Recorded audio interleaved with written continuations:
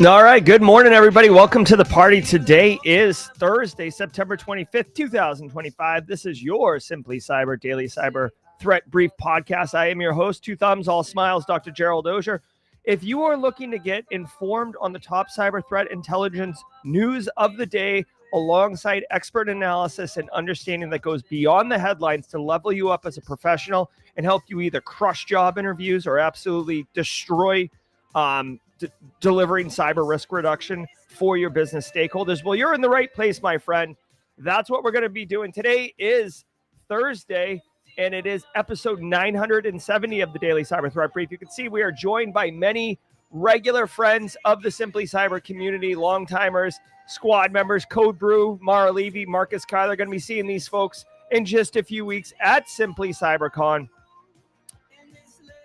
Every single episode of the Daily Cyber Threat Brief, including this one, is worth half a CP, so don't be shy. Say what's up in chat, grab a screenshot, file it away, and once a year, count those screenshots, divide by 2, and that's how many CPEs you got. You can see, let's get those CPEs. Augusta Delgado knows what's cracking up in here. As always, every day of the week has a special segment, and I love Thursdays because my friend Dan Reardon, your haircut fish, makes a custom meme. And it's a good one. It does have to do with something that happened earlier in the week during the show. So for those who like to play the game of guessing what it could be, he did tap into something from yesterday that was quite funny. And I think you're going to enjoy the meme of the week. But that happens at the mid-roll. First, we got to get through half the stories. We're off and running on an amazing Thursday morning. This is Daily Cyber Threat Brief.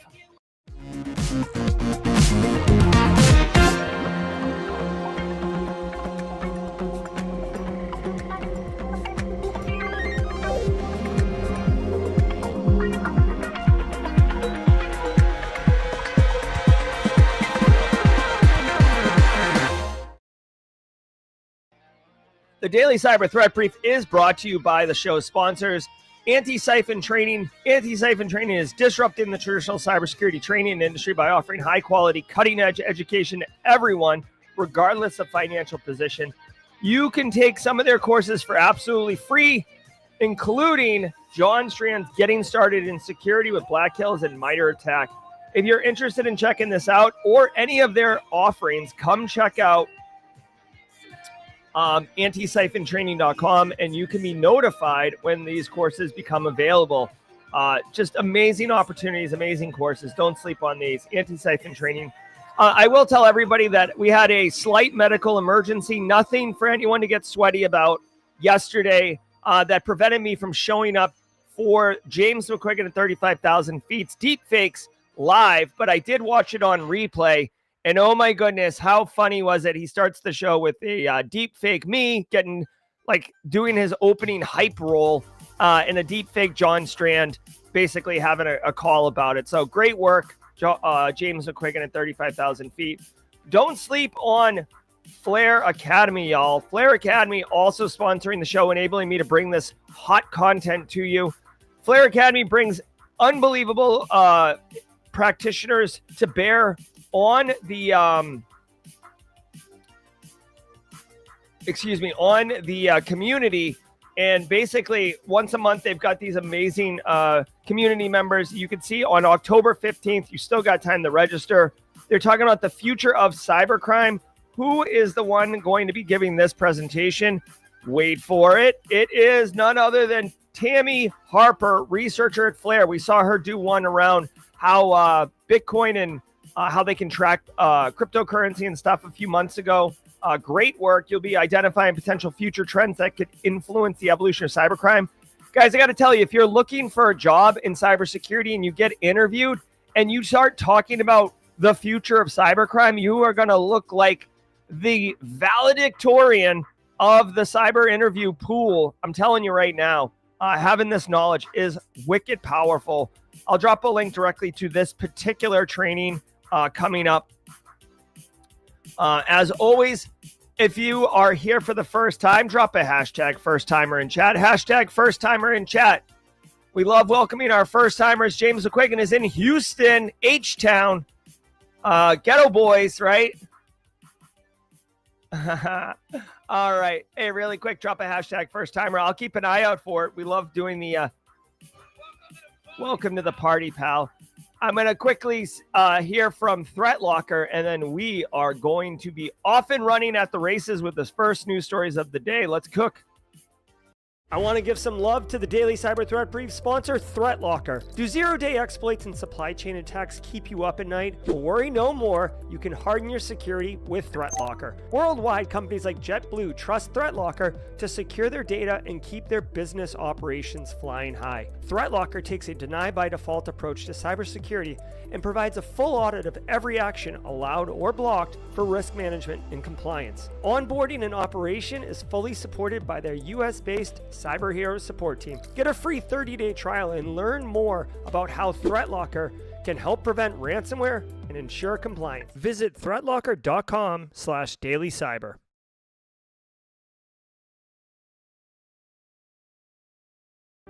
All right, sit back, relax. Let's let the cool sounds of the hot news wash over us. Let's cook. From the CISO series, it's cybersecurity headlines.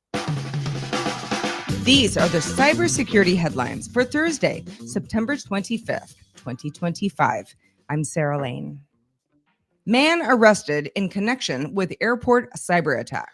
Really quick, Jay Tother Eremy says, are you sure that it shouldn't be one full CPE? So Jay Toth Ermy brings up a good point. Here's the deal. It's one CPE for 1 hour. The show is an hour long, but we goof around. We talk about memes. I do all sorts of stuff. Even at a half a CPE an episode, it's 120 CPEs a year, which is exceptionally more than you would need. And no one can argue that we do at least 30 minutes of instructor-led webinar and analysis. So for those reasons, we just say half a CPE. No one can argue with it. A man was arrested in West Sussex over a cyber attack that disrupted several European airports, including Heathrow, after Collins Aerospace's baggage and check-in systems were hit. The attack was discovered Friday and involved ransomware, forcing some airports to use manual check-ins and causing hundreds of flight delays. The suspect has been released on bail and the investigation is ongoing. Collins Aerospace is rebuilding its systems, warning airlines and ground handlers to expect at least another week of manual operations. Regulators! Mount up. All right, so this dude's getting arrested. Why? I wonder if this is a youth. So a couple things. One, ransomware attack on the this company that basically provides support to airlines. Oh my God, provides support to airlines in England. There, this dude was in West Sussex. Now they don't say his name in the story, which leads me to believe either A, they are it's a minor and they don't want anything to get out about this minor, which wouldn't be outrageous because we just saw recently Scattered Spider, 2 members got arrested from the UK of Scattered Spider, 19 years old and 18 years old, who had been doing crime for a few years. So the evidence would support that this could be that. If it's not a minor, I don't know why they're not disclosing this individual's name unless it's part of I don't know how they do it in the EU. Privacy is a big thing. I thought that the UK and Roswell UK can clear up this for me. I feel like when England broke free through Brexit, they eroded some of that privacy legislation because there's CCTV literally everywhere in England now. Yeah, so this is swift. You don't typically, I will tell you this, you don't typically see individuals get arrested this quickly after a cyber attack, especially a ransomware attack. This is very unusual. Additionally, I find it wild that this dude basically crapped where he sleeps. You know what I mean? It's like he literally, I don't know. Hold on. Let me just dabble into the interwebs here. Let me just take a ride on the information superhighway and see where we are. West Sussex looks like a sleepy little village town. Hold on. Ooh, it's near the Isle of Wight. Oh wait, no, I'm thinking Isle of Man. Come on. Dude, you know what? I don't need like all this friggin'. Stop trying to guess what I want, Google. All right, where are we? Oh, it's in the lower part. Okay. So it's down in this area. Okay. Very nice looking area near South Downs National Park, and London's right here. So like, here's my thing. The whole reason I'm going through this effort of like, where in the world's Carmen Sandiego drink is because this dude like literally attacked a business that attacks the airport up the street. Like, this is probably the airport this guy flies out of. What a donkey. You know what I mean? Again, I'm not supporting cybercrime and I'm not endorsing it in any way, but I will say, I don't know, like typically you can attack anyone in the world and you're going to attack the business down the street. Just, yeah, it sounds sloppy. And the fact that the guy got arrested that quickly, it's like he attacked it from his house. He's like, oh, pip, pip, cheerio. I'll just have a pint of Guinness here and sit down and, you know, in between reading the morning paper and going to do other things British people do, I'm just going to attack this company. So this is not how you do it.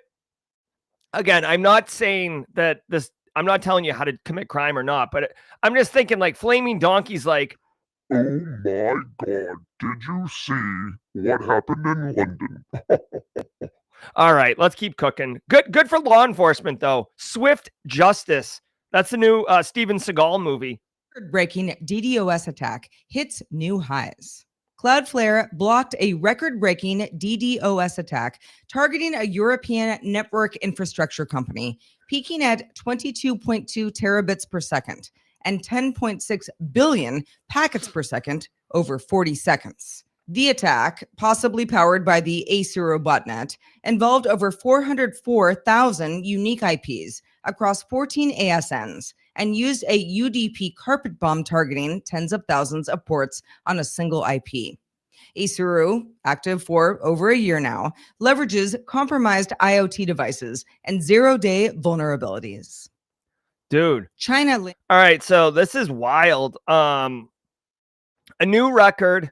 What's interesting is anytime you hear a story about a denial of service attack, like anytime, it's always a groundbreaking, record-setting denial of service attack. Like you very, very, very seldomly hear of a denial of service attack that isn't setting a record. Like if it's just like, oh, this company got denial of service attack, it really doesn't make the news. The UK, European Union, London, getting all up in the news today. 22 terabits per second, 10 billion packets per second. I don't care how good a firewall you got. That's a lot of bandwidth. That's a lot of, Battlefield 6 is coming, and we might challenge this. You know what I mean? All right. Is there a graphic here? I feel like there's always a histogram graphic showing the attack. We don't have one here. So how did this work? 22 terabits per second traced to 400,000 unique source IP addresses that were not spoofed. Very interesting. So that's a massive botnet.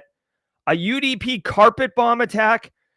Okay, she said this in the story. I have never heard the term. I'm old, okay? I've got gray hair. I work in cyber and I love cybersecurity. I have never heard the term carpet bomb attack. Let's see what. Wait, hold on. That's Flare. Hold on one second. UDP carpet bomb attack. And by the way, I encourage you guys, two things. One, if you hear something or see something and you don't know it, look it up. Like I said, I've worked in cybersecurity for 20 plus years, 21 or 22 years now, whatever it is. You're not going to know it all. Okay. I think this term's made up, frankly. Looks like it's not made up. It's been around for a couple years. 2024, year of the carpet bomb attack. What is this thing? Oh, here we go. Oh, see what I'm saying, man? A graphic. It just feels good. Okay, let's see what this carpet bomb is. I feel like this is the story. Like, okay, 22 terabits a second. Whoop-de-doo. The lesson here, the knowledge gain is in a new attack technique, okay? So a carpet bomb attack, let's learn together. Attacker sends many DNS queries with many different spoof source IPs of the victim. Okay. So basically, this is a throwback to yesteryear where, oh my God, what do they call that? Is it a mushroom attack? A million years ago in the 90s, okay, there used to be a Smurf attack. It's either a mushroom attack or a Smurf attack. I think it's Smurf. But anyways, you would spoof the source IP address and do a broadcast into a network domain asking for like all the ARP tables, and all the endpoints on the network would respond back to the victim IP address. So this idea of spoofing the source IP is not new. They make all these DNS queries. The victim receives all the return traffic, and that's it. So it's basically an amplification attack of DNS resolution.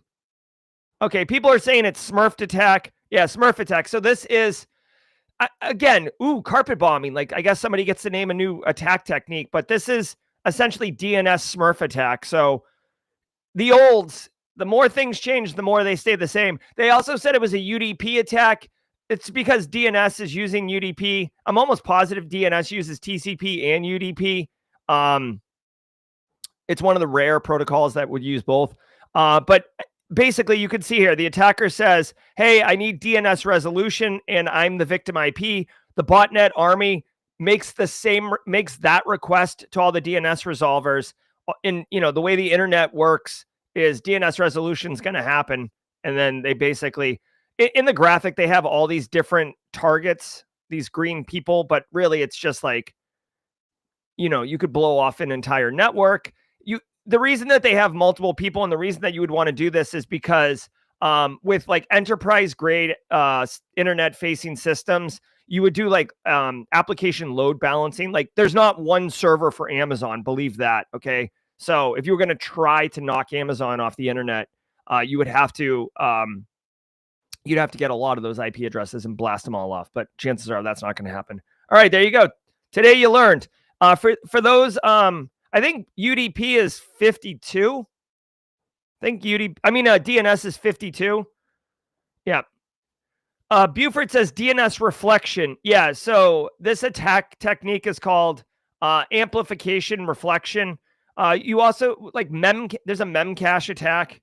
That's a pretty popular example of amplification redirection attack. You can see it here. Also, Redis servers is another one. It's all about misconfigurations. All right, let's keep cooking. It is port 53. It's been a minute. Okay, so check it out. The more you know, for all those in the squad. There you go. There's a more you know minute. All right, so DNS is 53. I'd get that question wrong on a Security Plus exam today. Okay, I knew it was in the lower 50s. I guess I get a cookie for that. Attackers use Brickstorm backdoor to steal IP. Mandian says suspected Chinese hackers are deploying a new Linux-focused backdoor called Brickstorm to steal intellectual property and sensitive data from law firms, software as a service providers, and tech companies. The campaign, linked to UNC 5221, has been active since March and targets high-value email accounts, including senior executives and national security-related law firms. Attackers often persist in networks for over a year, exploiting Avanti 0 days, VMware appliances, and compromised routers to maintain access. Okay. Brickstorm, not to be confused with S-Storm. You know what I mean? Yeah, China.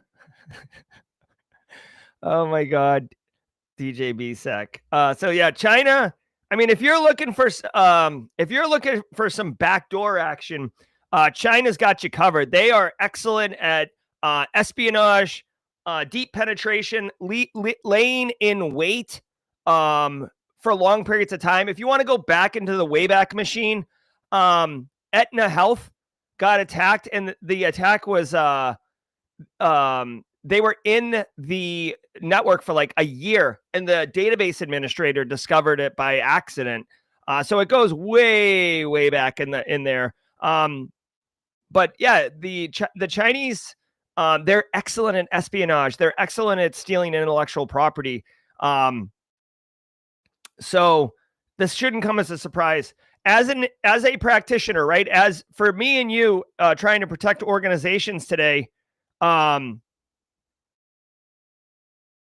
I would say is two things. One, if you have intellectual property, high value VIPs, targets, and stuff like that, obviously you need to be more mindful of their accounts. Secondly, they are attacking through exploitation of technical vulnerabilities. So this isn't like a crappy credential or something like that.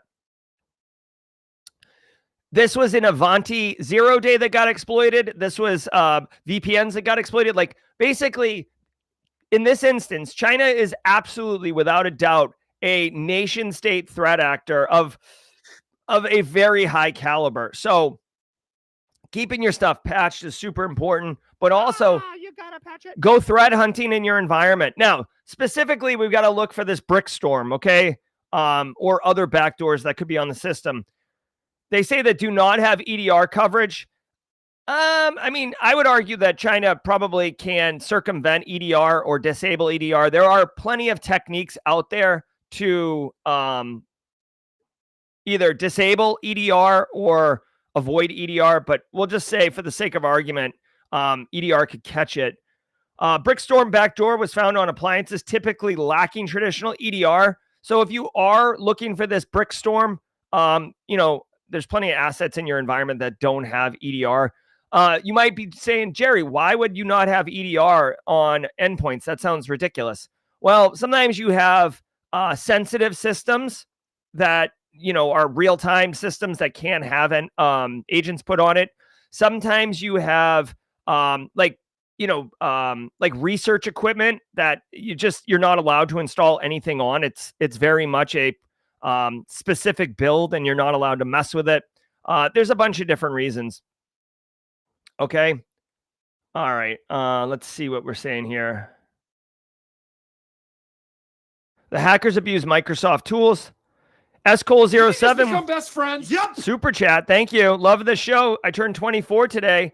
Hey, happy birthday, Scole07. Love it. Love it. Love it. Nice. All right. So let's see how they get in here. They abuse Microsoft tools to access mail in any mailbox. Okay. So, I mean, if they're doing this, that would suggest that they have admin access to Azure, right? Because as an admin, you can access people's mailboxes and stuff.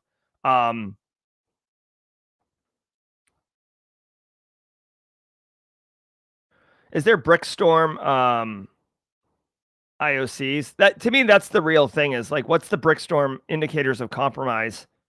Targeting VMware, vCenter, ESXi hosts. So if you're running ESXi for your hypervisor, again, increased chance of potential here. Ooh. Another creative decision by the threat actors. That's a fun little learning opportunity here. They had a logic bomb. Okay, so a logic bomb is where you put in some type of condition that happens, and when the condition is true, then some activity is taken. So it's not just like run it and detonate it. They're saying, oh, when a specific date happens, so like basically it could lay dormant and you wouldn't discover it, and then you harden everything, and then whatever. September 25th happens, it's Scole07's birthday, and then boom, this thing detonates. So logic bombs are done that way. Totally reasonable. Yeah, see? The hackers are able to repeatedly obtain legitimate server admin creds. Dude, if they have admin creds, that's keys to the kingdom. That's literally like allows them to go and do whatever they want, which is why, you should limit the amount of people with domain admin. You shouldn't be using domain admin unless you're making domain schema changes. People who drive around in their domain admin as a daily driver because it's convenient are the problem, okay? Meanwhile, like DJ BSEC probably just popped a terminal open and typed in "who am I" and was like, like the meme of the monkey looking around. All right, hold on. I'm going to do you guys one solid here. Brickstorm, China, IOC. We need to know what the indicators of compromise are on these things, man. Come on. Come on, Google. Okay, so Mandiant has released. Oh, Mandiant's actually, dude, Mandiant, nice job. Okay, I did not know this. By the way, really quick, Coach Z from Homestar Runner. There's a way back. If you guys don't know who Homestar Runner is, Google, but Coach Z would always say, nice job. So nice job, Mandiant. They've actually released on GitHub, which means it's free to download, a Brickstorm scanner. You can identify a compromise. It will not do it 100% of the time. Sure. Guys, this could be like a little fun project, honestly. Download this scanner. You got to run it on Linux. You can tell by the .sh there. Run it on Linux and dump the output, right? There we go. Let's keep going. Also, dude, Homestar Runner, what a piece of internet gold. Bad password ended a 158-year-old business. UK transport firm KNP Logistics, founded back in 1867, collapsed in June after the Akira ransomware group breached its systems using a weak employee password with no MFA. Attackers encrypted data, destroyed backups, and demanded £5 million, forcing the company to lay off 700 workers. The case underscores how poor credential hygiene can override compliance and insurance protections. Yeah. Hello, like from the office of, obviously, my God, bro. But, all right. So Roswell, UK is telling us this is an old story. I'll just take a hot minute and tell you a couple things. Number one, it's 2025. I don't care who you have to fight. You cannot have a crappy password policy at your organization.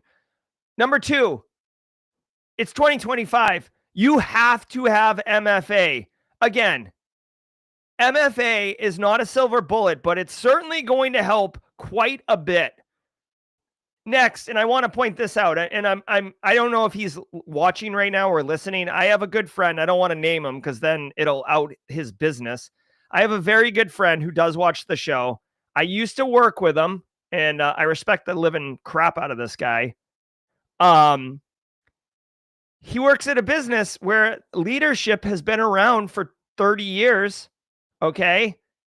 I don't know how long the business has been around, but like, because they've been installed before cybersecurity was like really needed, their perspective and viewpoint of cybersecurity at the leadership level is that it's not really necessary. Like, oh, we're not that big a company. We're unlikely to be targeted. What's the big deal? I could see a company that's 158 years old feeling itself and being like, oh, what's the big deal? You know, we've been in business 158 years, nerd. Why do you want to get at me? Well, there you go. Here's your sign.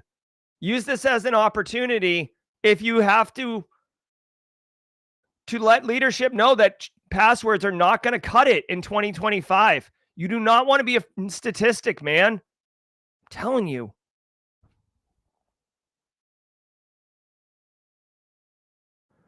All right. 15 minutes into stream and your work and home address got leaked. I don't know what that means, Cryptic. Huge thanks to our sponsor, Conveyor. Security reviews don't have to feel like a hurricane. Most teams are buried in back and forth emails and never-ending customer requests for documentation or answers. But Conveyor takes all that chaos and turns it into calm. AI fills in the questionnaires, your trust center is always ready, and sales cycles move without stalls. Breathe easier. Check out Conveyor at www.conveyor.com. All right, we are at the mid-roll. If you missed yesterday's show, the Simple Minds, Don't You Forget About Me, has been retired. I don't know what happened, but like if you go into YouTube Studio, like all of my, like basically all of the old podcasts are blocked regionally now. So they did a They did a UDP carpet bomb on my back catalog of Daily Cyber Threat Brief. So that's a problem. We got to find a new song that doesn't break it. So I don't have an option. But let me do, I don't know, this. No, I can't. That doesn't, I don't know, bro. Here, we'll just do this really quickly. Little lo-fi, I guess. All right, guys. Thank you so very much. We will work through this. I did do some research.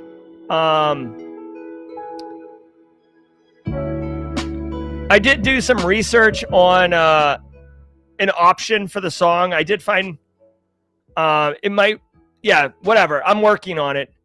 Cryptic, if my address was shown when I did the Google DNS or whatever, it sucks, but whatever.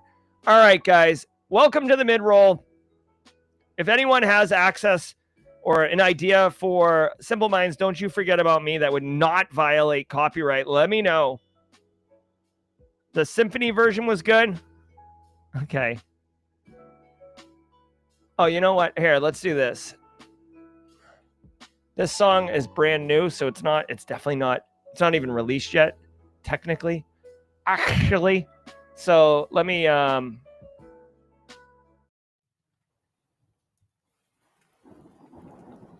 I love this song. Here we go. All right. Little nostalgia vibes. All right, guys. Hey, thank you so very much for being here. Let's see chat above my head. Guys, I want to say thank you all so very much. It's been a wonderful episode so far. We are at the mid-roll. I want to say thank you to the stream sponsors. Anti-Siphon, Flare, Threat Locker, and Barricade Cyber Solutions. You might know Barricade Cyber. They are a very proud sponsor of Wild West Hackin' Fest, which I will be speaking at in just a few weeks. I hope to see you guys there. If you're going to Wild West Hackin' Fest, holler. I love that.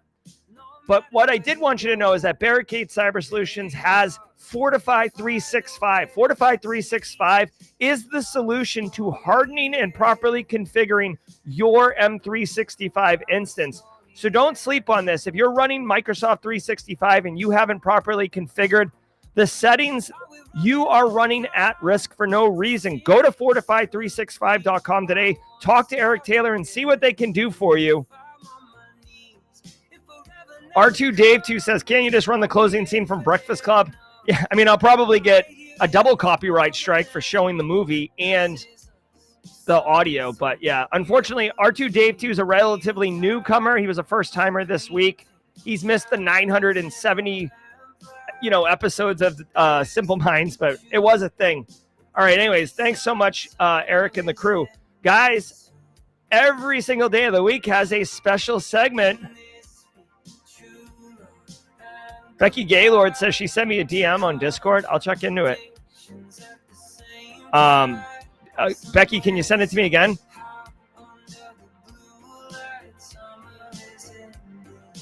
Karsten is in chat from XM Cyber. Good to see you, Karsten.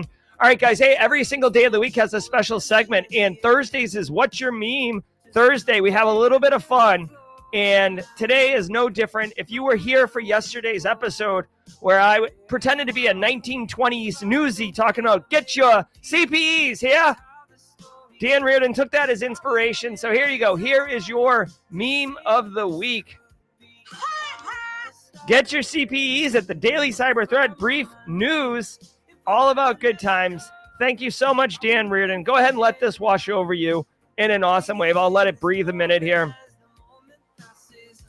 Cyberlorian $5 super chat. You should poll to see who liked the band orchestra version. I, for one, liked it and do well with change. Okay. All right, let's do that. BSEC, can we get the orchestra version? You cool with the orchestra version? Here we go. Thank you, Cyberlorian, for the super chat, too. All right, there you go. And Code Brew sees the hidden message here. If you didn't know, every single meme of the week, actually, Dan Reardon hides himself in it. And if you're interested in playing the puzzle, you can see Dan is right right there over my shoulder. Very nice, Dan. All right, guys, let's keep cooking, everyone. We'll get back to the news and continuing sorting out the music for the mid-roll. Cisco warns of iOS zero-day vulnerability exploited in attacks. Cisco patched a zero-day in iOS and iOS XE, exploited in active attacks through the SNMP subsystem. The stack-based buffer overflow lets low-privileged attackers cause denial of service or, with higher privileges, gain root access on iOS XE devices. Exploitation was seen after admin credentials were compromised. Cisco advises upgrading immediately, since no full workarounds exist beyond restricting SNMP access. All right, so there you go. You got to patch it? You gotta patch it. All right, here, let's do this really quickly. And let's do this. And let's see what's up. So iOS. Now, many people, when they say iOS, they're like, oh, yeah, Apple, iOS. Got the new Apple 17. Yeah, baby. Cisco was iOS before Apple was iOS. iOS is I think it's intra-networking operating system. It's basically the build of the Cisco appliances. So if you log in to a Cisco box, you're interfacing with iOS. High severity 0-day. You don't want that in your environment. Stack-based overflow. Welcome to darkness, my old friend. The stack-based overflow, if you did not know, is like the most seminal technical exploitation out there. You can see my search history too. Card Kingdom. Looking at some Magic the Gathering cards. My friend Dan told me about this site, trying to get ready for Wild West Hackin' Fest. Don't tell anyone. Smashing the Stack for Fun and Profit is a seminal paper. You can see here, and this talks about, it's an OG of smashing the stack, i.e. Stack Overflow. And this is essentially taking on how computer architecture operating systems will allocate memory for running processes, and you can kind of take control of the instruction pointer and have it point to something that you want to control because you overwrite a buffer and slide past the frame. Okay, so having said all of that, authenticated remote attackers with low privileges can exploit this vulnerability. Okay. Number one, it says authenticated. So if you have good credentials, if you have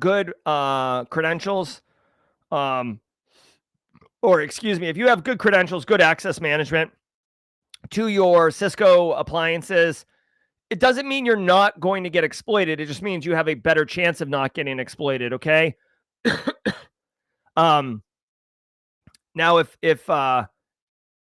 the attackers have high privilege, basically, if a threat actor gets creds that work and it's like a low privileged account, they can just do a denial of service attack. If they get an admin account, they can take complete control of the software.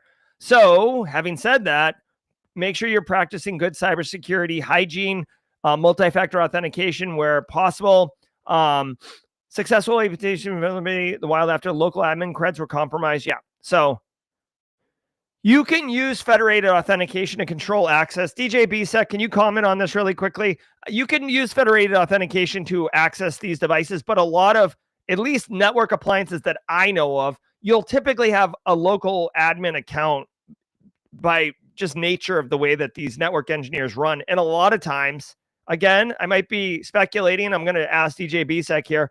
A lot of times you'll use the same username and password, and it's only socialized with the networking team, right? No one knows what the secret local admin account is, but it's known. So, there's no workarounds at this time, unfortunately, but there is a patch released. So if you can patch it, make it a priority to get this patched. It sounds like it's a pretty straightforward patch, not really going to disrupt too much. And then, get it sorted out. I do agree with DJ BSEC. When you see this statement right here, high privileged attackers can gain complete control of the system. when you have admin creds, you have complete control of the system. Like any system, it doesn't matter if it's Cisco, iOS, Windows, Azure, dude. If you have like root privileges, you can do anything you want, right? You're the captain now, all right? PM package uses QR code steganography to steal credentials. Socket researchers discovered a malicious NPM package called Fezbox that hid its payload inside a QR code to steal usernames and passwords from browser cookies. Posing as a JavaScript TypeScript utility, the package fetched a QR code from a remote server, waited 120 seconds, then decoded and executed the embedded malware. It used multiple obfuscation layers, including string reversal and encryption, before sending stolen credentials to a railway-hosted server. Fezbox had 327 downloads before NPM removed it at Socket's request. All right, so this NPM attack, it's very big, right? Like lots of packages got exploited. I even saw, I know Justin Gold knows this guy. Many of you probably do.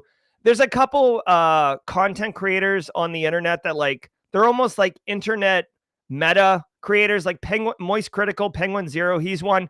There's another one. The guy, it's like the camera's like off and to the left looking down. He's been around for a while. He just did a video about the biggest cyber attack in history, and he was talking about the NPM attack. So I feel like when that guy, I wish I knew his name, when that guy is doing it, we've reached peak saturation. Now let's talk about this particular one. So this NPM package got compromised and got employed, and now people are exploiting it. It uses, Mudahar, I think that's it. So steganography, you might think that that's like your dad's attack technique, but no, it still gets used in 2025. It's using QR codes, though. Please, nobody say quishing. Please, nobody say quishing. Let's see how they use this attack technique. This is a good one to know about in a job interview, by the way, just because, number one, any practitioner worth their salt knows about the NPM attack. Any practitioner worth their salt knows what steganography is and probably doesn't, yes, that's it. And doesn't know, may not know that it's still being used. So you can bring some interesting concepts to the story, right? Yes, exactly. Some ordinary gamers is who I'm thinking of. All right. Let's see what they did here. AI-based malware scanner found it. That's great. See, AI is good. All right, here's how the payload works.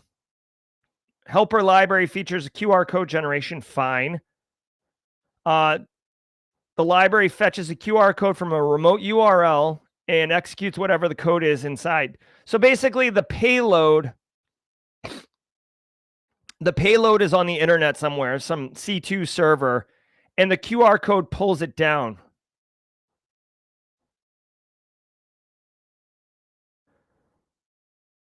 I don't get this. So the script loads the QR code. What? Retrieve a stored username and password from browser cookies. So I get it. It's stealing credentials. It's an info stealer on the victim's machine.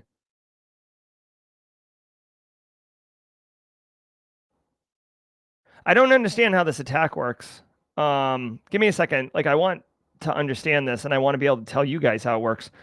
Just at these little bullets right here, at this point, it's basically already stolen your data, and it's obfuscating it and exfilling it, okay? What I'm concerned about is how your machine gets infected, because that's what I want to stop, okay? The library will fetch a QR code from a remote URL and execute whatever is inside. So the QR code is what gets pulled from the URL. This doesn't make any sense at all. The QR code has to be scanned by a friggin' camera, and a QR code is just a URL. That's what a QR code is. A QR code is a URL. I suppose you could parse a URL into I suppose a QR code could be anything, right? Because normally it's a URL, so you can go pull something, but it could be anything that can get translated from QR code to a machine. I thought you scan it and it detonates, it pulls down the payload from a URL and detonates it on your box. That doesn't, that's not what's happening here. It fetches a QR code from a C2 server and then executes whatever is inside, which doesn't make any sense. What the hell's inside the QR code? Secondly, if it's steganography, like it needs to render out the obfuse. This whole thing's a hot mess. Okay, this story doesn't make any sense to me. What they're talking about doesn't make any sense. Like steganography hides data inside of pixel data values. You need a steganography app to extract the data and then parse it back together to then have the code or the data set, right? In this instance, it's probably malicious code. So whatever. I'm calling shenanigans. I think this story is not. This is definitely happening. I don't think the story is capturing how it's happening in the first place. Okay, this is actually the research from the firm that discovered it. I bet you this story explains it a bit better. All right. Sorry to make you guys watch me do this, but I don't just blindly accept that, oh, it's a QR code with obfuscation, okay? All right, let's see here. It can generate and parse QR codes and auto-load dependencies. It does not state that fetching a QR code from a remote URL and executing the code contained in the QR. So I guess the JavaScript NPM library has the capability to extract this data itself. All right, we're looking at source code right now. It pulls in these JavaScript libraries. So this JavaScript library right here is probably where the capabilities of extracting information comes from.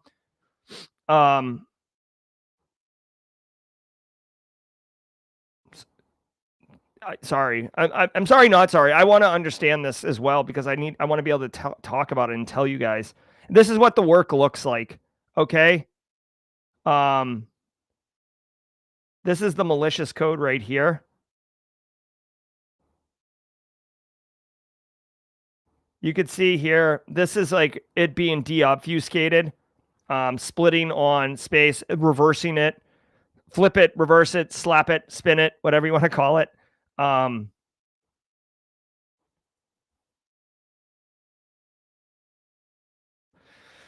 Okay, so it is, I guess the code is hidden in the QR code. No one's going to scan the QR code. Basically, it doesn't matter. It's a QR code. I think that's what the deal is here.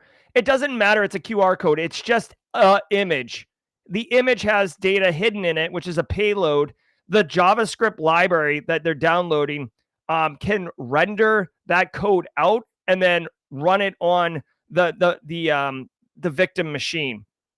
So I think the fact that it's a QR code is irrelevant. Okay. Thank you for coming to my TED Talk. These hackers, Red November, target global governments. Recorded Future says a Chinese state-backed hacking group it now calls Red November has been breaching governments and private sector firms worldwide since mid-2024. The group exploits flaws in VPNs, firewalls, and email servers from vendors, including Checkpoint, Ivanti, and Palo Alto networks, then deploys tools like the Go-based backdoor Pantagona, SparkRat, and Cobalt Strike. Victims reportedly include U.S. defense contractors, a European engine maker, and ministries across Asia, Africa, and South America. Unpatched. All right, here we go. Cobalt Strike. Classic C2 framework. I love it. You know what? I just so everybody knows, because I see him in the green room right now looking very casual. Listen, Daniel Lowry, his Pen Test Plus super course is in beta testing right now at Simply Cyber Academy. And I went through a ton of it yesterday for reasons. And thinking of Cobalt Strike, dude, if you are ready for an instructor that is entertaining, one of the lectures I watched, he's talking about living in a post-exploitation world as a post-exploitation girl. He's singing that. And Cobalt Strike, that's where post-exploitation lives, baby. C2, Cobalt Strike is an enterprise-grade, legal post-exploitation framework that threat actors have appropriated either through cracked versions or famously Conti ransomware actually bought a real license under a shell company and we're getting support for Cobalt Strike.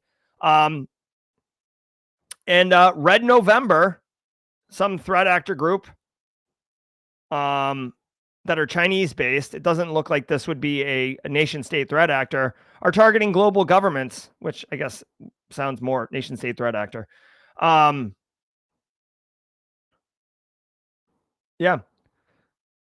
So here's the reality. Mike Saunders over at Red Siege, I talked to him a little bit. Again, I'm not a pen tester. You don't want me doing pen tests, but I do love cybersecurity, so I'm a student of it. And Cobalt Strike is actually easy to detect as a defender unless you customize it. And Mike Saunders said, you can customize Cobalt Strike quite well, and it is very powerful, but you do have to do the work, right? So state-sponsored threat actors out of China definitely have that capability and could do it. And they're targeting all these people. When I see Red November, it makes me think of Red Dawn, the original, not the remake, obviously. Patrick Swayze and that actor who didn't really pan out very well in the 80s. I think his name is Charles Hoskins III. Drink. Ooh, hold on one second, y'all. Wait a minute.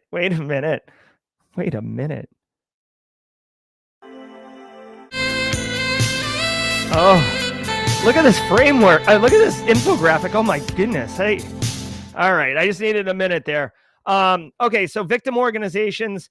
Okay. I'm just going to tell you really quickly, just as a pet peeve, I read left to right. I don't know if this is the author of this is in a country that reads right to left, but when you do the infographic right to left, it's confusing. So you have to read this not left to right. Red November's on the right. It has all these IP addresses and uses it to administer their C2 framework. These organizations, this infographic is messed up. Like they're already compromised. This is the layout of their C2 infrastructure more than anything. TLDR, what I would say is you want EDR solutions in place. If you have Cobalt Strike running in your environment, that means you've been compromised and threat actors are wearing you like a pair of pants. A good way to detect compromise in C2 frameworks, post-exploitation frameworks, is beaconing. Beaconing is your word of the day. It looks like people are fine with the orchestra version, so we'll start doing that. Beaconing is C2 beaconing can be detected. There is a really great tool called Rita. Here, this is an example. This is Cobalt Strike, okay, right here. Right? So you can see beaconing. Cobalt Strike can bury itself too, so not all the machines are reaching directly out to the internet. They'll like chain through each other. There's a tool called Rita at Black Hills, named after John's mom. Also, the same Rita for the Rita Award, which I was very, very proud to be a recipient of 2 years ago. This tool right here, Rita, this is like purpose built to discover beaconing in your environment. So if you're looking to play around or get some capabilities in the in your environment to see if you've got compromises, go check out Rita. Definitely worth checking out. I'll drop a link in chat to it. Whoa. Come on now. Can only have so much of that hot saxophone this early in the morning. Unpatched flaw in OnePlus phones lets rogue apps text messages. A flaw in Oxygen OS lets any app on a OnePlus device access SMS data without permission, exploiting improperly secured telephony content providers. Rapid7 confirmed the vulnerability on multiple models, including the OnePlus 8T and the 10 Pro, and published a POC after OnePlus ignored repeated disclosure attempts. The issue affects Oxygen OS versions 12 through 15 and could allow blind SQL injection to reconstruct SMS content. Users are advised to limit apps, use reputable sources, switch from SMS-based to FA, and rely on end-to-end encrypted messaging until a patch is released. If you want to... All right. So yeah, nothing says high quality organization like repeatedly ignoring responsible disclosures. All right. Basically, this seems like it's malicious by design. If you're running Oxygen OS, which is a flavor of Android operating system from OnePlus, a company I've never heard of, looks like it runs on mobile devices because they can access SMS data, which would be text messages. Yeah, it can be weaponized. High-end smartphones at competitive prices. Is that right? That seems like one of these things doesn't belong. Hold on, let's look at Oppo phones. Let's see what we got. Let's see what a high-end phone at reasonable prices is. Okay. Is this a flip phone? Or not flip phone. What do they call them? These phones that like unfold. What are those called? Where's the price point on these things, bro? I want to buy one. How do I buy one?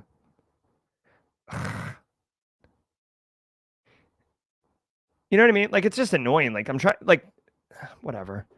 If you're running this phone, it sounds like you've got a problem. Okay? Roswell, UK is pointing out that these are legit phones.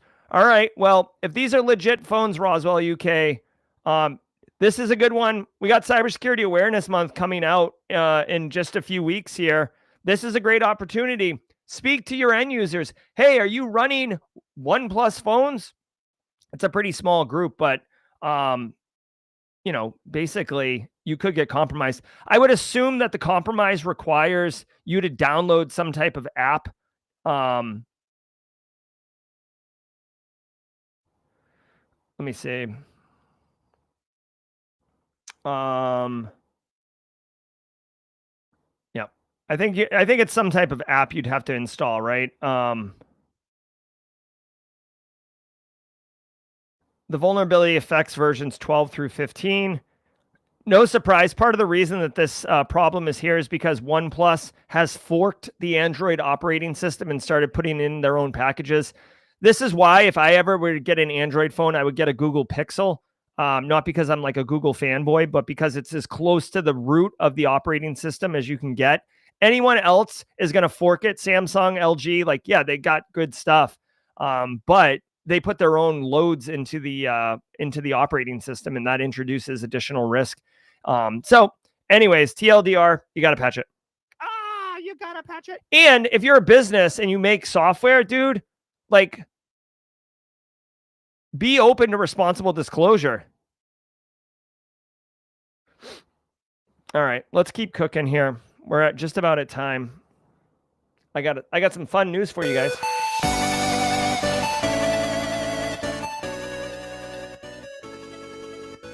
All right, guys. Hey, if you were a first timer here, thanks for checking us out. R2 Dave 2. It's nice to see you come back. I hope you're getting value from it. Folks, I've got to go teach at the Citadel Military College, but that doesn't mean the party ends. Oh, no. Just like a delicious infograph, we're going to keep cooking. I'm going to be bringing on Daniel Lowry. Yes, the same Daniel Lowry, who is the author of the amazing Complete Pen Test Plus course, which is going to be coming out next week at Simply Cyber Academy. He also runs Daniel Lowry IRL, Daniel Lowry After Dark, some very hot cyber related podcasts out there. And he's just a regular Simply Cyber community member. Love this guy. Guys, I'm Jerry from Simply Cyber. I hope you got value from the stream. Remember, come back at 4:30 p.m. today because we're talking GRC Mafia. AJ Yan, director of GRC Engineering, is coming on as my guest. We're going to high five under the new Simply Cyber Firesides format. It's much more casual. It's more Jerry guy, less Dr. Gerald Auger, but it's all about good times. come hang out with us at 4:30 p.m. today. Till next time, stay secure. Ever wonder what it takes to break into cybersecurity? Join us every weekday for Jawjacking, where industry experts answer your burning questions about the cybersecurity field. Live, unfiltered, and totally free. Let's level up together. It's time for some Jawjacking.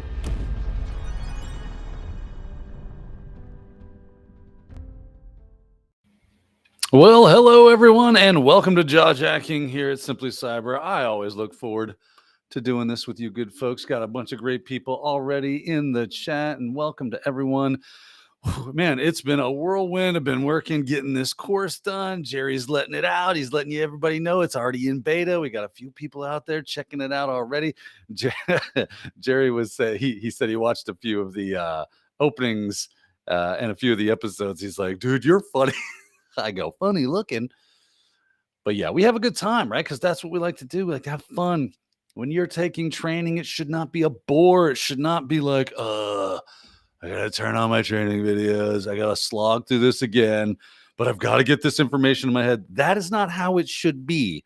That's not how Papa Dan likes to run things. We like to have a good time. We like to have some laughs. We like to make some pop culture references and make fun of ourselves and learn that cyber stuff. So if you're interested in the Pentest Plus, it is going to be available for you next week. And I know a lot of people are asking about price and when. All in due time. It's coming. It's coming. Patience. Patience. It's going to happen very, very soon. All right. That said, you know what time it is. This is Jawjacking. This is where you ask questions. We give answers. We're going to have a good time had by all. So if you've got a question, you know what to do. Drop that in the chat.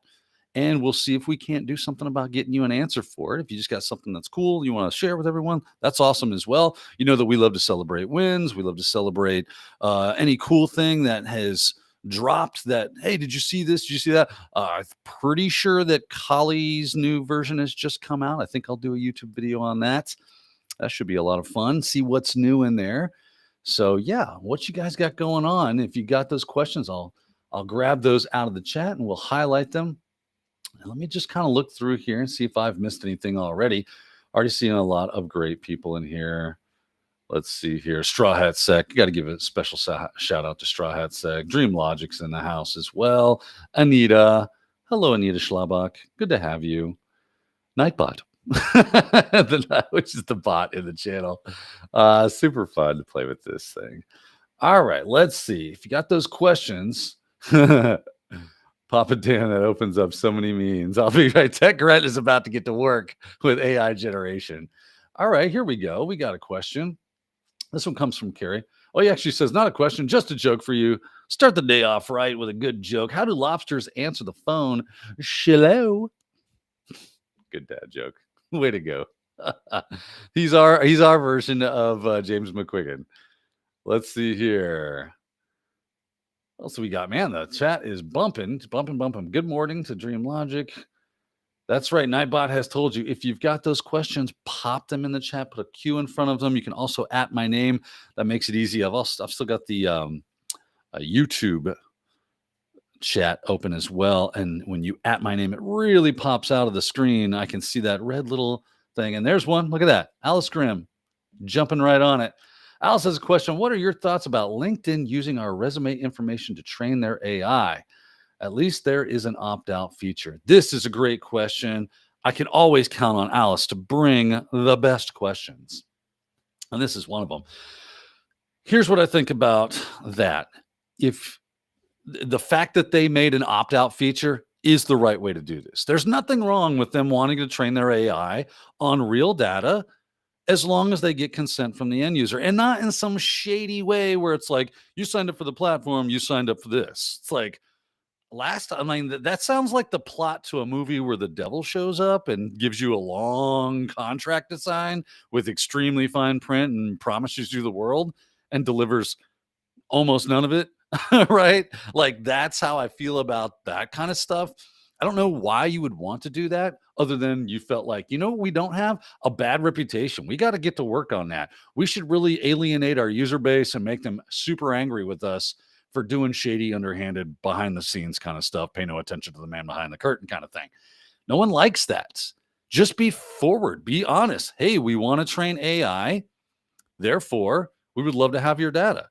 If you don't want to be a part of that, no probs, no bigs, right? And this is, we've probably been preaching this for quite some time, which is, if you're not paying for a product, you are the product kind of thing.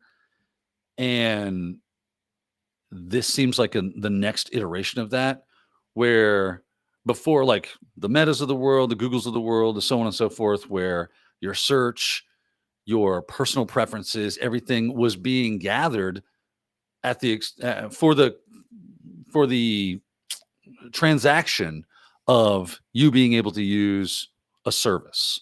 So I get to use Gmail, and I don't have to pay any money, but I pay them in them getting to kind of like see who Daniel is and what he does and what he likes to surf and what his wants and needs are, so that they can sell that information to advertisers. It's funny, my cousin, his wife worked for Google, and that's what she did. And we had that conversation. It was like, Google just likes to sell our data. She's like, well, actually, we're not selling, this is what we do. We say, hey, we can tell you the people that would be the best for you. I'm like, yeah, that's what do they say? That's a distinction without a difference, really. Right. They're making the money. Yes, they might not be technically selling it to someone, but they are giving and going, hey, these are the people that like what you sell. Let me give you access to that. So it's just the next iteration of that now that we have AI.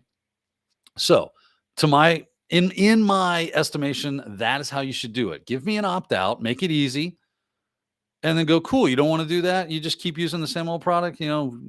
We're still transactioning in some way, shape, or form, and you're apparently happy with that. So let me get out of your business. If you ever want to do this, though, be more than happy. And then, like, what's the benefit to us as the end user for us to train their AI? Right? If you want my data, at least give me a service, right? LinkedIn gives me a service. Google gives me a service. At least let me exchange services for you. I get a service, you get data, where everybody's happy, right? So if you want that, make it worth doing. Or let me, you know what I mean? I actually do really enjoy a pay tier, like some small amount of money. It doesn't have to be gargantuan, like $5 a month, $4 a month, $3 a month or something, to get access to those things where you don't get tracked and you don't collect your data. I wish more people had that option. That's my take on that. I think it's cool as long as it's all up front and out in the open and you have the ability to opt out. Great question.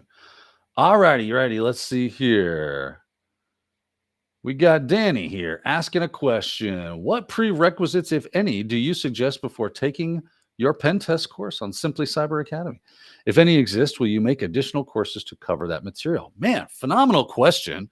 So you got to remember, pen testing is not an entry-level job, right? So yes, there are prerequisites to that level of knowledge. I have to assume that you know a thing or two. Otherwise, that course would be 9,000 hours. It would be a complete cybersecurity course. And I would never be done with it, because as soon as I got to the end, there would be like a bunch of new things that had come out in the meantime that now need to be added to said course. So that's an impossible task. So yes, we have to assume a level of knowledge. And in my pen test course, I assume a level of knowledge that you know about operating systems. And I don't mean like you can name that operating system by looking at the desktop, but that you have some hands-on with Windows, both desktop and server, a bit of Active Directory, right? Because Active Directory hacking is a thing. We do go into some very Windows-based stuff like Windows privilege escalation. We go into like Kerberos attacks, NTLM attacks, and these are the security systems that Windows uses, right? We look at Bloodhound, and that stuff is basically Sanskrit to anybody that doesn't have some familiarity with Windows Server. So you got to, and Active Directory specifically. So I'm going to assume that you've kind of been there, done that, got the t-shirt on some level of familiarity, either through home labs or through work or both, that you can do that. Also, networking. You got to understand networking, man. Now, how are you supposed to pen test stuff? You don't know how they connect. You don't know how they do their thing. Because what happens when things don't connect? And you go, I'm not getting my, Jerry was talking about beacons from Cobalt Strike C2. Why is the beacon not showing up? What's going on? I remember I had somebody reach out to me on YouTube one time asking me about they were trying to use a Metasploit's payload on a mobile device over the internet, and they weren't getting it connected back. I'm like, well, can you connect to that device at all through your infrastructure? Are you able to ping through? Like, do you have access to that device from one side to the other? Because if you don't, and they were like, I don't know. This is basic networking, kids. If we don't do the basics and have that networking, all that stuff doesn't, as soon as you run into a problem. And I can tell you from my own experience, when I first started getting into the red team side of things, specifically with web applications, I didn't know anything about web apps. I didn't know no JavaScript. I didn't know HTTP methods. I didn't know anything about the servers and, how all that stuff kind of transferred data, what REST was, that information. Now, was it necessary for me to understand that? To a degree, at least the basics of it were, yes. After that, like learning JavaScript or PHP and things of that nature, that's a really nice to have and a good idea as you move on, but not a need to have necessarily as you get started. Okay, does that make sense? So operating systems, right? Linux as well. You're going to get super handy with Linux. So just having some basic Linux knowledge is going to help you out a butt ton, because that's going to be a bit of assumed knowledge that you know how to use a Linux operating system. Networking, Linux, Windows, AD, just a little bit of web, and then some nice to haves, or I guess another need to have virtualization. You need to know virtualization. You need to be able to spin up a type 2 hypervisor in your environment so that you can build VMs and follow the bouncing ball and do that.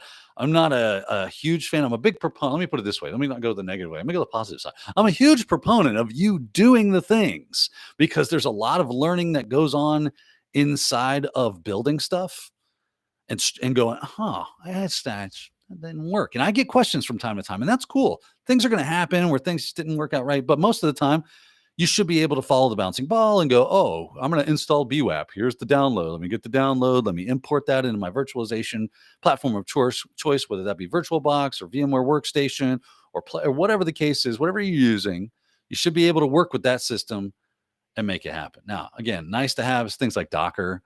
I do a lot of stuff in Docker. I try to make sure that I show you how to do that, which is fairly simple. You follow the instructions. Docker makes life super simple. So again, that's not a necessary need to have, but just those basics. Foundational security is probably a good thing. Just understanding things like CIA, and anything you probably pick up in your Security Plus course. So those are the foundational knowledge. And then we just build upon that, because we're taking you to the next level. We're bringing you to the mountaintop. You want to go get into that pen testing. And I did design the course to be a bit of, even if you didn't want to go get Pen Test Plus, you're going to learn a lot. If you just want the knowledge, that the course is still going to be good for you. So there you go. Okay, let's see here. That great question, though. Thanks for asking. Let me see if I missed anything else. Oh, yeah. Here's from Kyle. Kyle asking me, are any talks you're looking forward to besides Orlando? I haven't even looked at the schedule yet. I've been so busy. I haven't had a chance to look at the schedule. I'm sure there are going to be many talks that I'm looking forward to. It's going to be a great time. I can't wait to go. That's coming up Saturday. That's coming up. All right, let's look for them questions. Where are them questions?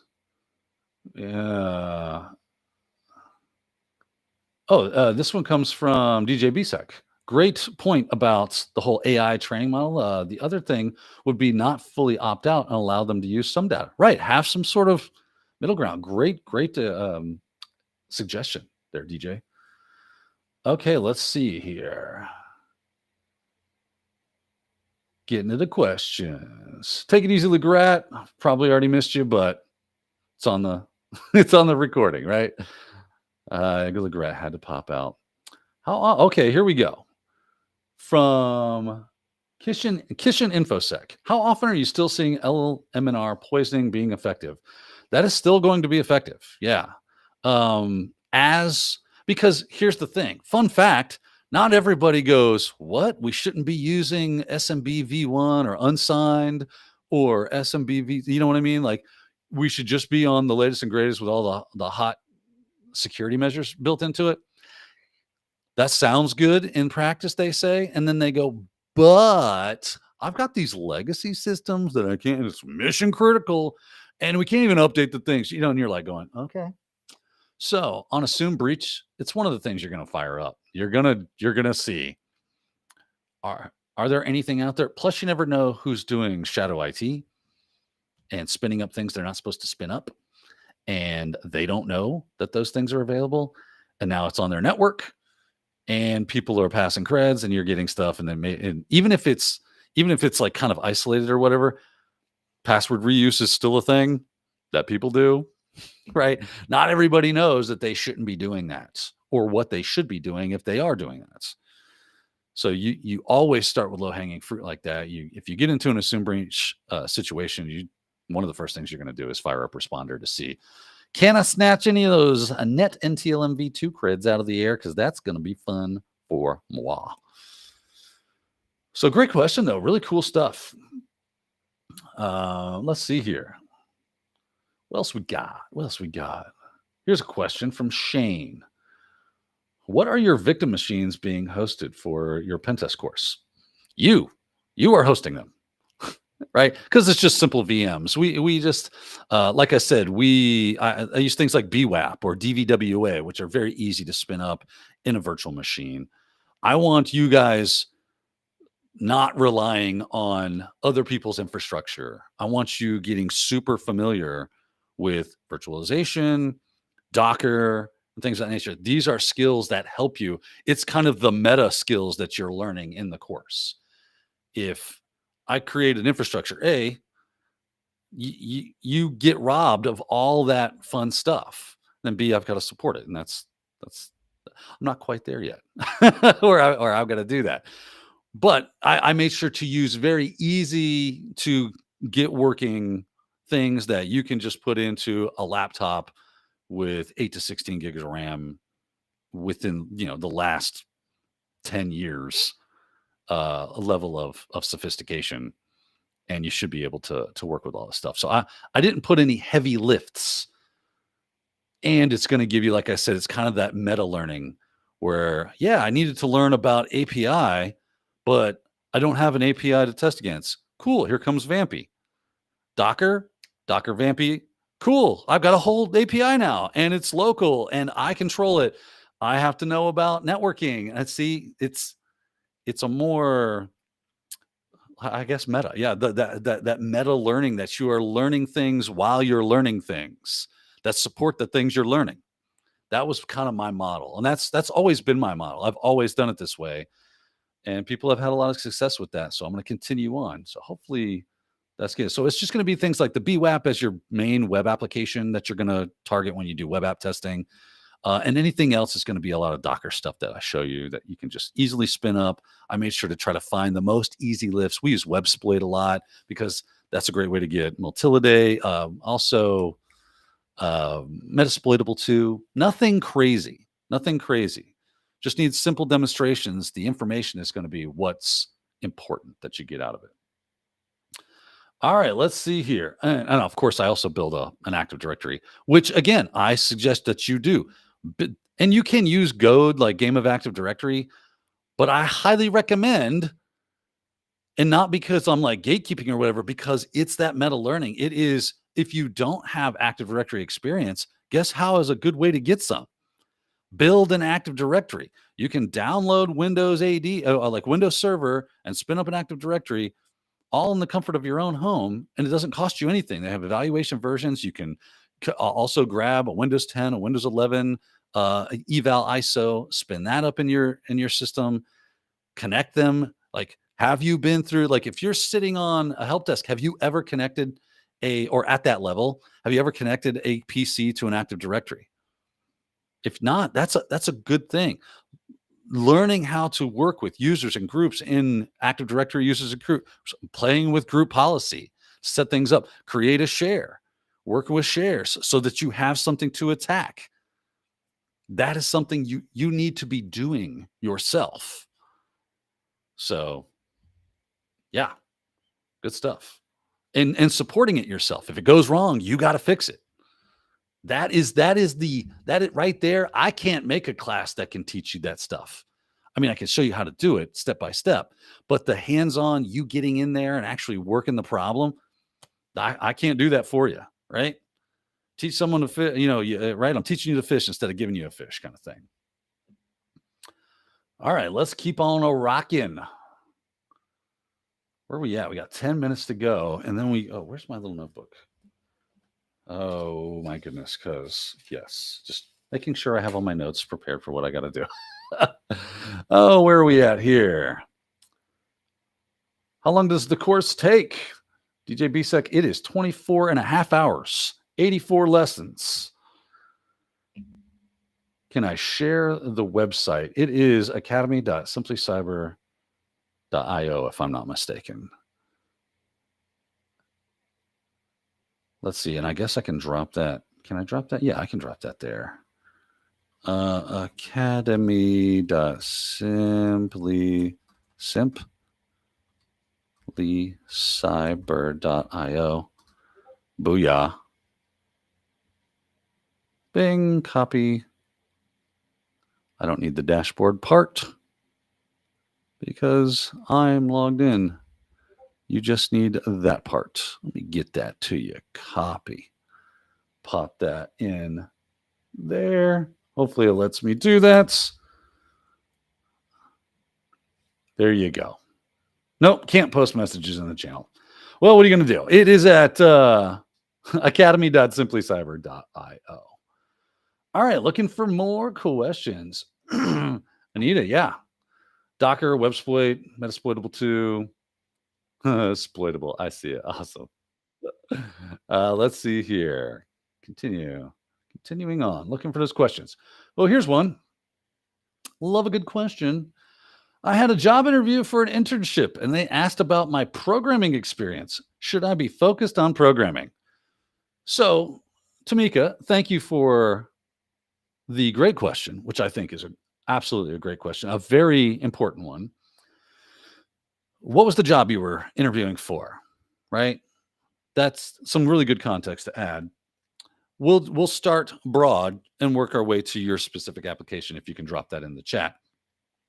So I have seen probably for the last 5 years or so, they are definitely looking to see if you have scripting. I mean, if you pull up Indeed, you pull up all these different jobs and you start looking for cyber jobs, I don't care if it's SOC, I don't care if it's red or blue side of things. Most of the time, yes, they are like familiarity with one or more of these scripting languages: PowerShell, Bash, Python. So not a programmer per se. Okay, so you're looking for a cybersecurity engineer. Yeah.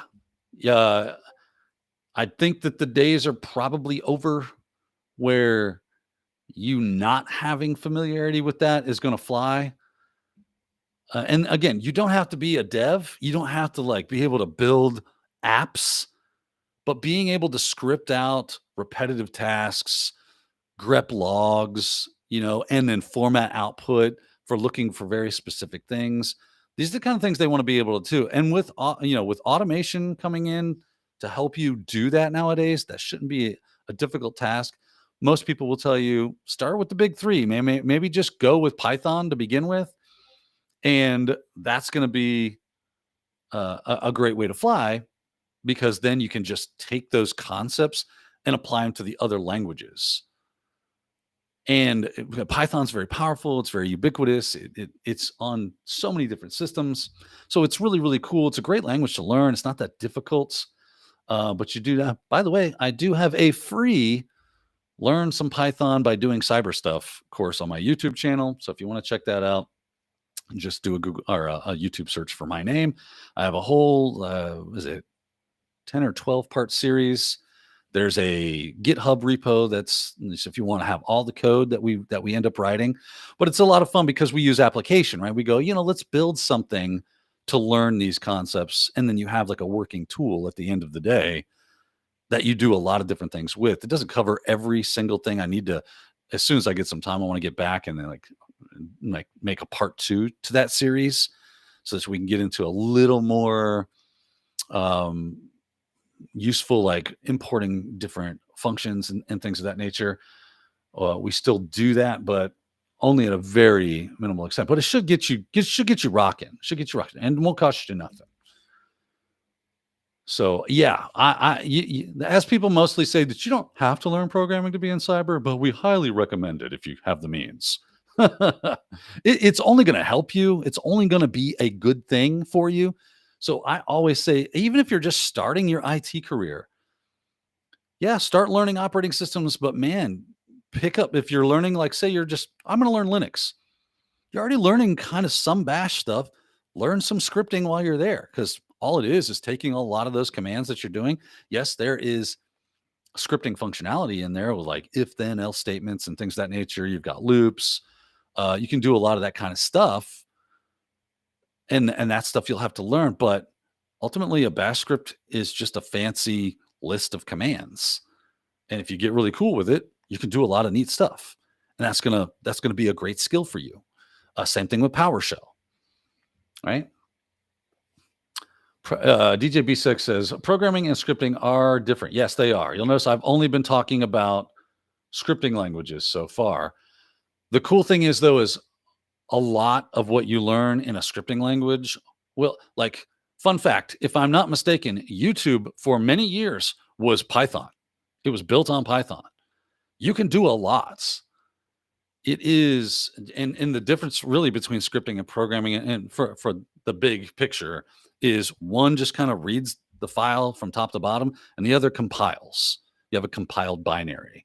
And so there's more portability there, and so on and so forth. But ultimately, start with scripting, because scripting's easier. You don't have a lot of like strongly typed stuff, and it gets, all that C kind of language. But then it's easier to make the transition into programming if you find it to be useful. A lot of web applications are scripted languages like PHP and JavaScript, right? That's the kind of like quote unquote programming. We use that as a broad brush term a lot. So thanks, DJ, for making sure that we delineate the fact that scripting and programming, like compiled programming languages, are different. But I found that it was pretty easy to, like, once I learned Python, moving into Go and Nim, that wasn't very difficult at all. All right, let's see here. What else we got going up? We got 3 minutes, just enough time for one more question, if I can find one. All right, there it is. Cyber Risk Witch. You beat the buzzer, Cyber Risk Witch, which is any advice on how to maintain work-life balance when you're working with global teams and meeting during the day and evening? That is crazy. Yeah, that's tough. That is a toughie right there. Not going to lie.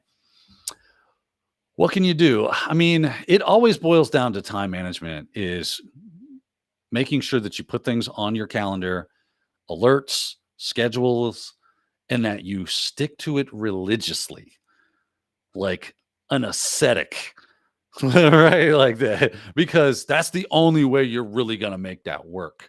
It's one of, everybody's like, yeah, work from home. It's, back to work stuff. It sucks.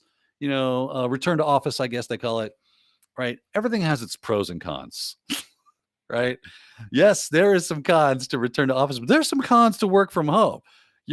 As I've been a work from home employee for the last almost year now, I've definitely found some cons. I move a whole lot less. I sit in a chair and don't move.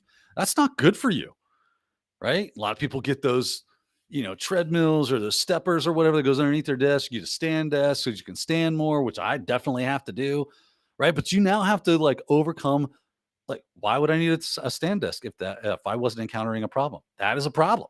And it is specific to a lot of people that do work from home. So there's always this global teams is going to have its own issues where times are really janky, because anybody in the UK, they're like half their day's over by the time you're getting up. Right. So you got to condense a lot of work into, or you push work into the evening, and it's like, now it's taken away from family time. It's taken away from work-life balance. And, I'm about to lose my mind, and you're getting overweight, and you're eating bad food, and you're skipping meals, and you're not exercising. So it's like, You have to make time for all those things. You have to make that schedule. You have to say, this is non-negotiable. And any organization you work for, they're not allowed to just like crank you like some like they own you. That's not how that works. You have a set amount of time that is reasonable that you give them. You give them an honest day's work for an honest day's pay, and everybody should be happy. If they can't make that work, they need to hire more people. That's just how that goes. And I know they don't like doing that. No one likes to hear it, but it is what it is. People only have so much in them during the day. And if you give all, you're going to burn out. It's time, people. That's a very short answer to a very complicated problem. It's time for you good folks to jump over to the Cybersecurity Mentors podcast. I will let you go. Thank you for joining me today. I hope you had a great time. I hope you got some great answers. Thank you so much for chatting with me. And until next time, stay secure.